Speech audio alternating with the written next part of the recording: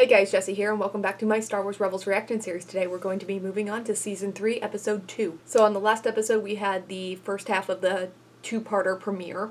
A lot ended up happening. Kanan found a Force-sensitive space moose voiced by the Force Doctor, who tells him he has a cure for his blindness. Not a traditional cure, but a way to see with the Force. And then Ezra has been tapping into the dark side. We also got introduced to Thrawn, like Thrawn trilogy Thrawn, Timothy Zahn's Thrawn. Now, I have never actually read the Thrawn trilogy, and all I've ever heard about it is through idle conversation with much more intense Star Wars fans than I. I like to think that I'm kind of in the middle ground when it comes to Star Wars knowledge. I have more knowledge than, let's say, like a casual fan. Like, my knowledge kind of consists of the movies, the TV shows, plus the cartoons, and a couple novels here and there, and the video games. I've read a handful of Legends novels. I've been trying to read more contemporary, current continuity novels, just because I feel like if the movies aren't going to flesh out the sequel characters, you know, I'll put in some legwork. I'll read the novels that actually try to do something.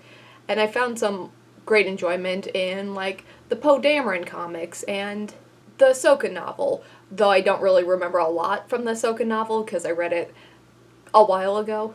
And Legends, the first Star Wars novel I ever read was the Kenobi book, because I'm a huge Kenobi fan. Though that's the one I first remember actively seeking out. I think as a child, I might have picked up a few Star Wars books from the library, though I think I read a Han Solo book at one point.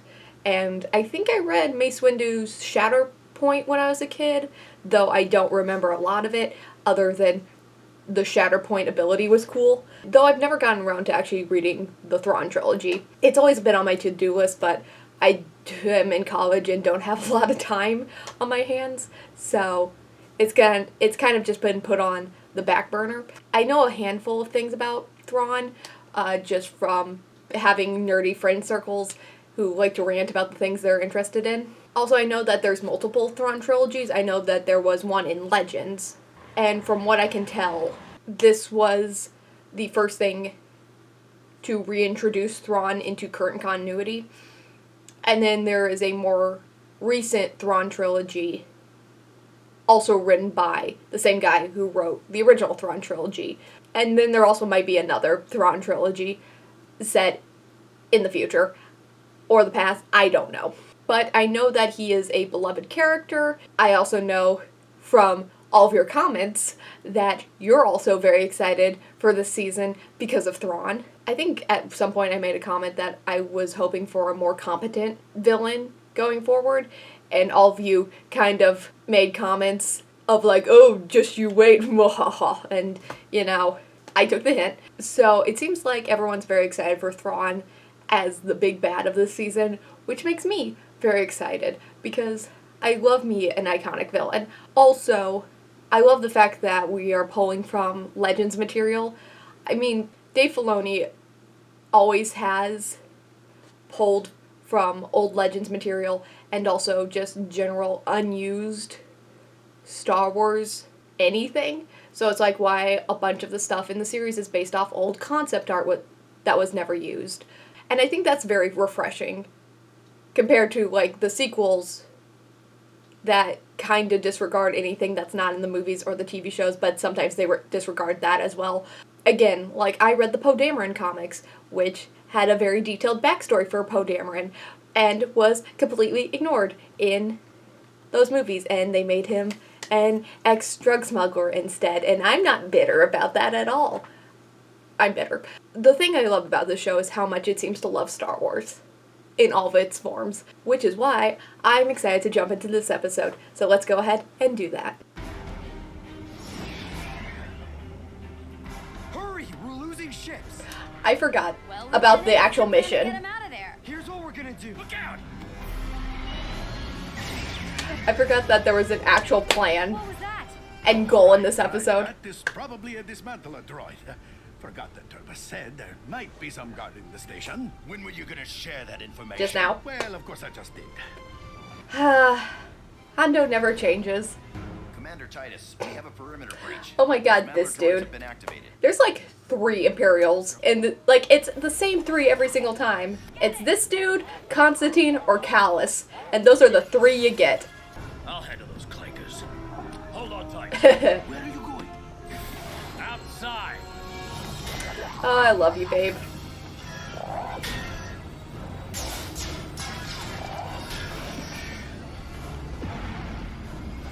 Ooh.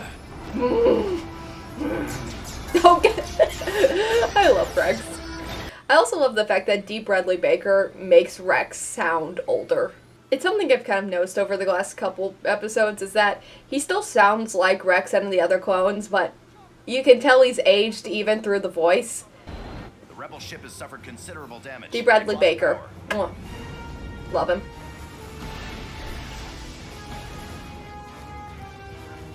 Where'd they go? We've lost them in the storm, sir. God, this is an aggressive droid. Calm down, honey. Ooh. Bye-bye. I love the fact that you can tell Chopper has almost like a human voice. Like, you can almost find words inside his little, I don't even want to call them beeps and whistles, little hums that he does. More of them! Ugnaughts! Get out of the way. I don't want to hurt you. Oh, wait. Every situation has the potential to be profitable. Of course he knows not speech. Told Ugnaughtian? them Turbo was my friend, and we've come to liberate them. I think that's what I said. Laborer 429. Why have you disengaged the conveyor? It's malfunctioning, but get it repaired, miscreant, or have you thrown off the station. Let's just get our ships and get out of here. Well, Lieutenant, first we have to refuel them. Their tanks Huh. will be Sabine has on, I never noticed, but on her pauldron seems to be an owl. I think, is that like a reference to the night owls? Because from what you guys have said is that Sabine's mom was a part of Bo-Katan's night owls. So I wonder if that owl was like to represent her mom. Because those spiders are out there, waiting. How do you know this? I hear them. Good. Keep walking. Sound relates them to you. What else? I can feel them in the ground. Their vibrations when they move. You see much for being blind?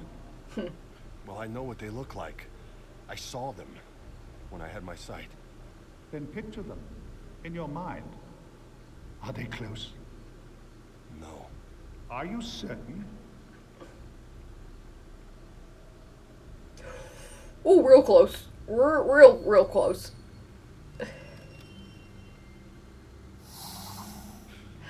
Oh, it's What should I kind of do? cute. What do you want to do? Run. But there's another one They right kind behind of look me. more like birds Beginning to than see. Now, spiders. Be empty and continue. At least in the face. onward.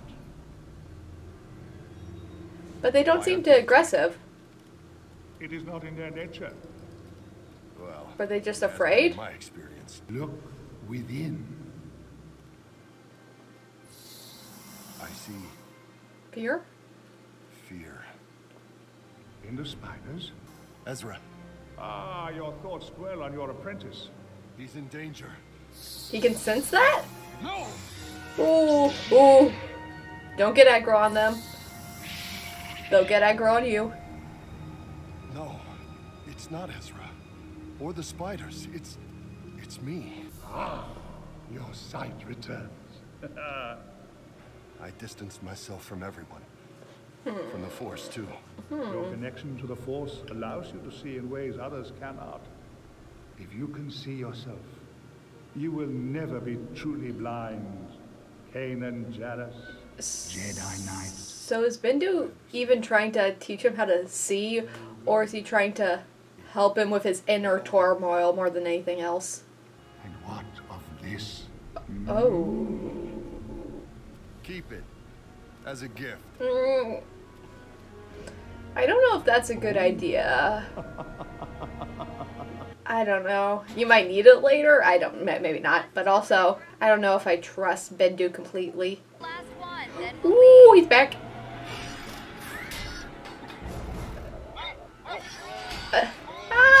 No! Well, he's fine. Don't yeet, Chopper. Girl, you need a jetpack. Yes, you go help them. We will look for a ship. I mean, help Ezra. What are you doing, Hondo? You're just gonna flee. Oh, look, a ship. I wonder if Hondo's going to steal it. Still in the armor system, Hera. Yeah, no, getting some great recon. So busy, no time to talk. Bridger, out. Imperials Commander Bridger's recon mission has turned into a recovery operation. Sir, we had better mobilize the fleet. Indeed. Probably. Oh, she sounds like such a tired mom. Ezra's in trouble. Let's go. It's good to have you back. Oh. Why did that get me emotional? Everything gets me emotional. It's fine. You want some more, you lousy clanker? I'll show you more. Ooh. I like how he calls him clanker. It feels outdated in this era, but it's very much a term of his time. Also, yeah, Rex would probably hate droids. Just on principle.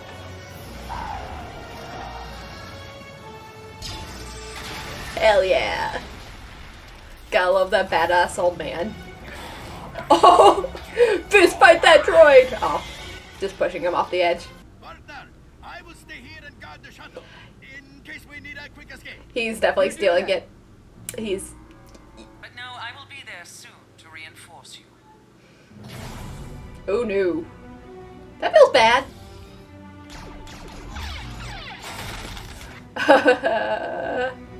You? That's a really ominous song for, Captain of a top secret Star Destroyer. Now you run a junkyard? Your capture and execution will mean my return to ranking status. Yeah, get ready for another demotion. probably. But also, you can't really, blame an Imperial for not, you know, defeating a Jedi. The only way to unlock the bombers is to cut power to the entire station. Okay. Wait! If you disable the power, this station will drop to a fiery destruction. You would doom us and your friends for a few old ships? I believe in my friends. They'll be fine. You, not so much. Okay. Okay, Ezra. You better get going. That felt so Anakin, like, and not in a good way. Like, the devil may care towards someone else's death. It feels Anakin. What about you? I'll take the Phantom. Now get going. That's an order. Hondo, I thought you were guarding the shuttle in case we needed to escape. And I am. We are making our quick escape now. Or at least Hondo is. I will see you again soon, partner. Another successful adventure. He's gonna start his own pirate crew with those three. Just calling it now. What? There's no hyperdrive. Oh, that's not good. They must have removed them. Fleet, you might want to come in now? Probably with a way to transport these ships? My thoughts exactly. Fuck! I love sci-fi and fantasy curses. Oh no! Okay. Come on, come on. Time to get out of there. No! Rip Phantom. Okay, Kanan, come on. Time to come rescue your pseudo-son. It's all gone wrong. Yeah, honey, you're overconfident. Kanan, where are you? He's on his way. Give him 5 minutes. There we go.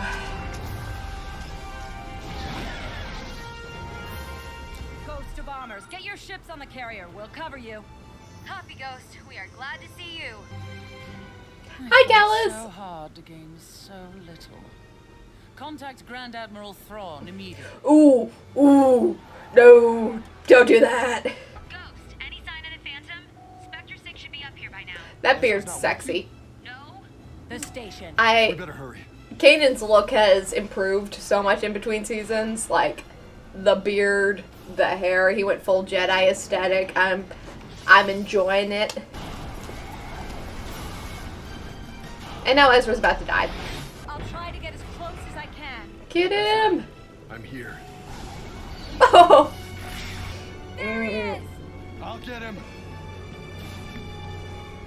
Can you even see him?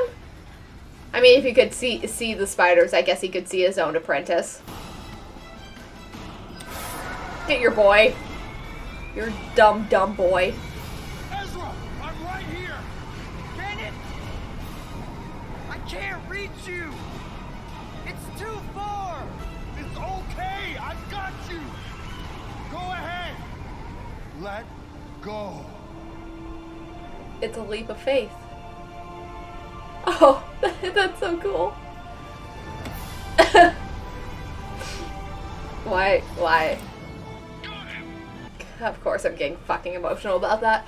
I care too much about these dumb characters. They're not dumb. I'm just overly emotional.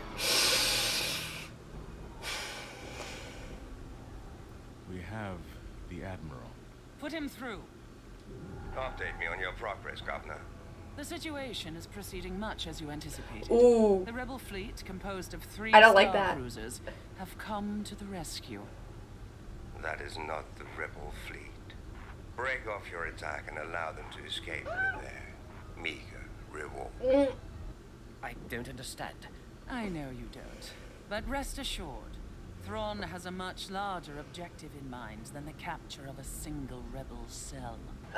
Is he going to have them lead him back to the fleet? As a leader, you have a responsibility to Phoenix Squadron. You almost got your team and yourself killed. And I know. Okay, the Phantom is gone. But we were back in one piece and we've got 5 new... or old bombers. you disobeyed orders. I have no choice but to suspend your command. That's fair. They're part of a wider rebellion we're working to build. It's growing every day. I heard the binary Well, I sunset. guess if we're going to motif. defeat the Empire, we'll need all the help we can get. Oh no. These guys are gonna talk and make me I emotional. told you I was using the Sith hologram. I wanted to believe it could help us. We don't need that thing.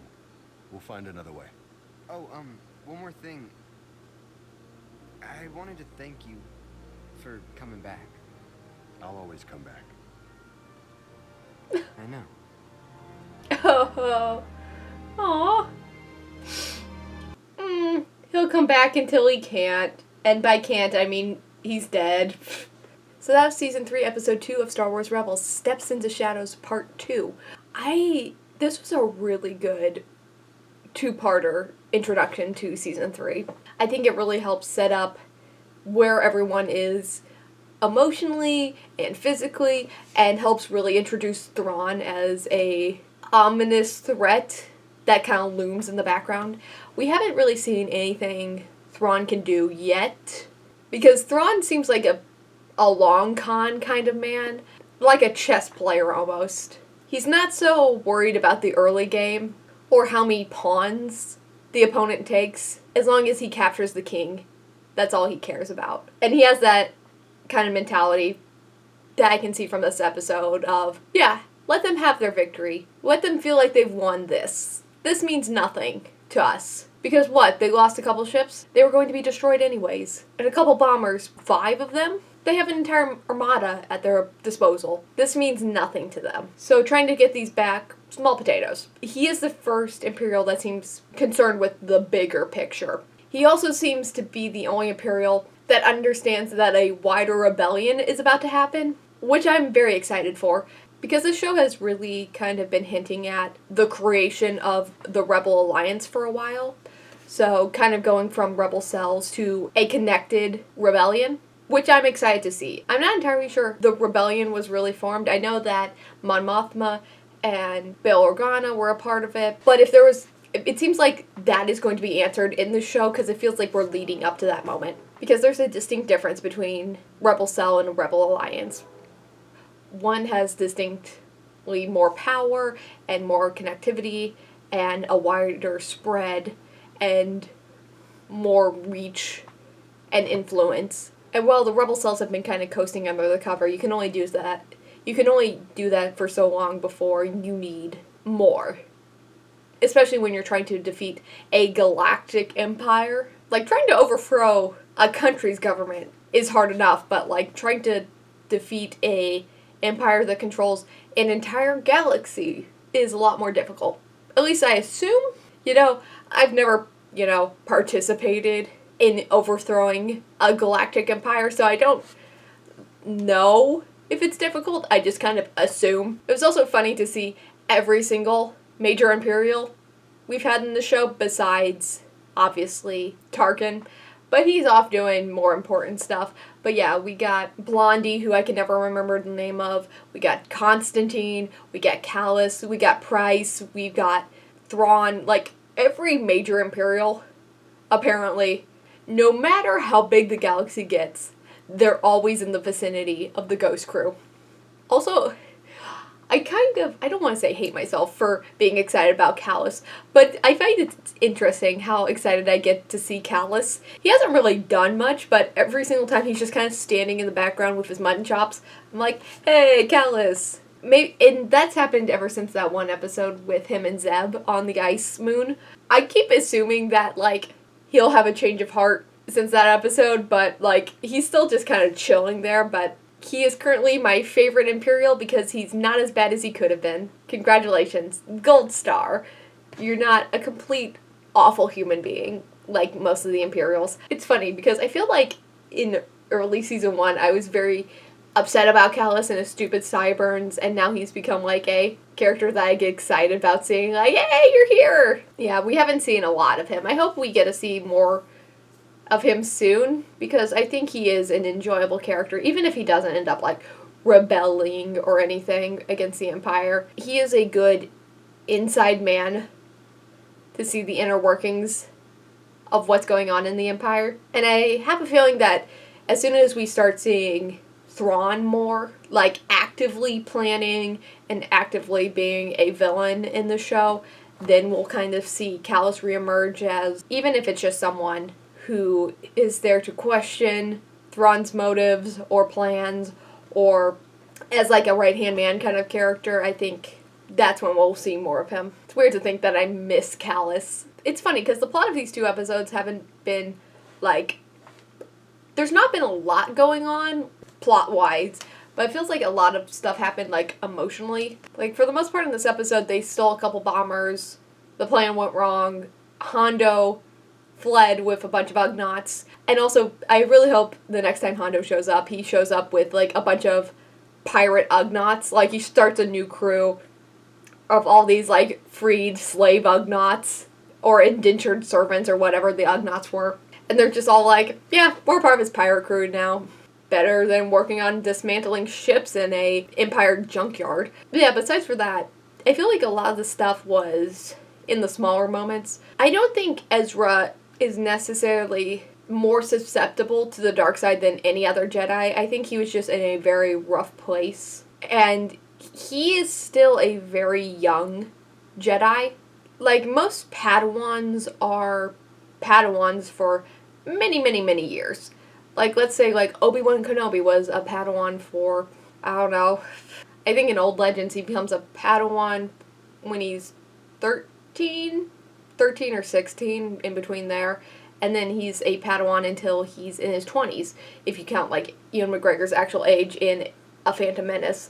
And Ezra is still 16, so this is when most kids would be either, like, a couple years into their journey or just starting, so the fact that he still needs Kanan is perfectly reasonable, and he still needs, like, a guiding hand in his journey. And I know a lot of, like, the Padawans we see during Clone Wars, obviously, kind of almost speed run their Jedi training, just because it was necessary during war times.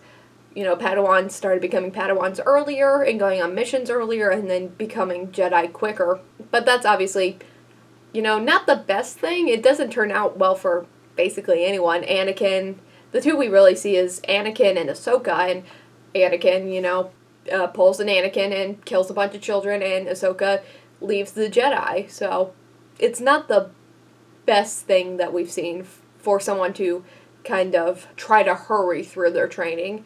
So it makes sense that Ezra still needs Kanan. And Kanan wasn't there for him. And that's more on Kanan than it was on Ezra. And Kanan was kind of so stuck in his own fear. He let Ezra down, and he left Ezra on his own. And I think that shows more about Kanan than it does Ezra. Obviously, Kanan went through something traumatic. He got his eyes burnt out. I'm gonna be honest, it's kind of a miracle he still has eyeballs. Like, if a lightsaber goes through your eyes, I think they just turn into jelly.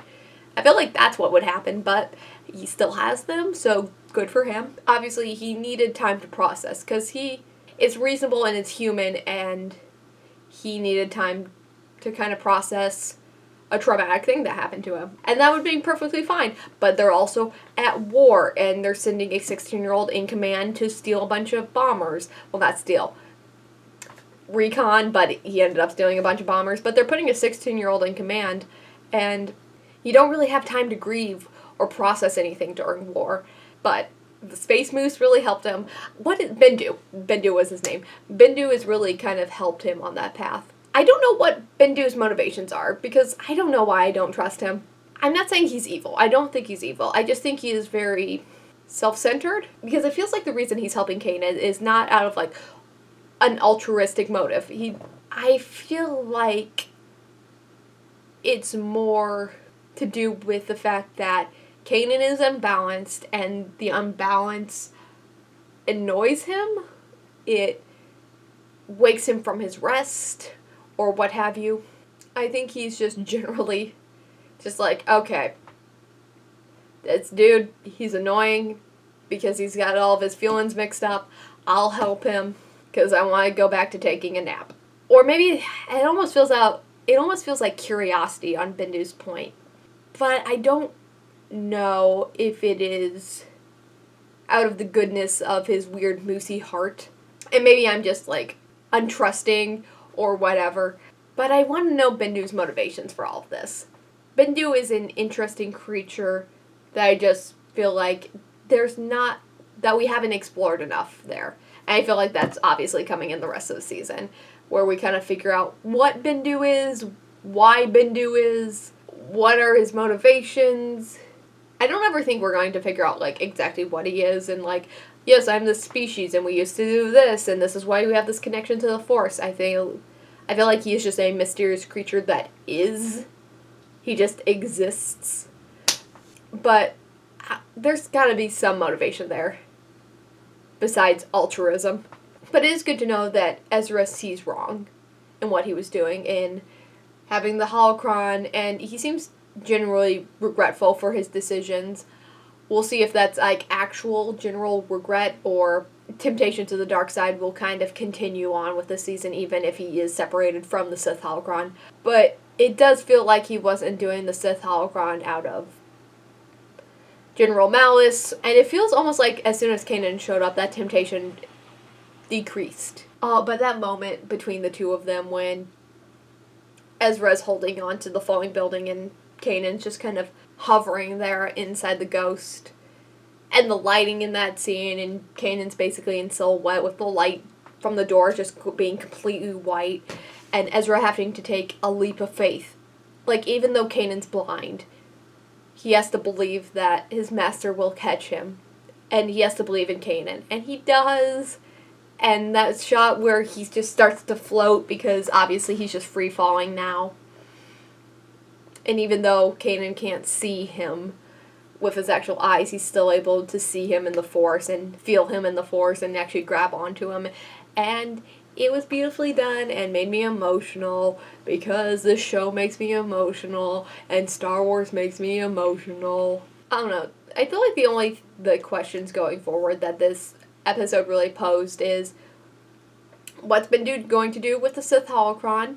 Is Ezra really free from the dark side now that Kanan's back?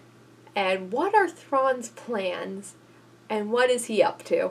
But guess we'll just have to find out. So that's my reaction to Season 3, Episode 2 of Star Wars Rebels, Steps into Shadows Part 2. If you like this reaction, don't forget to like, comment, and subscribe. It really helps out the channel and keeps me motivated to keep making more of these. So thank you so much for watching, and as always, I'll see you next time.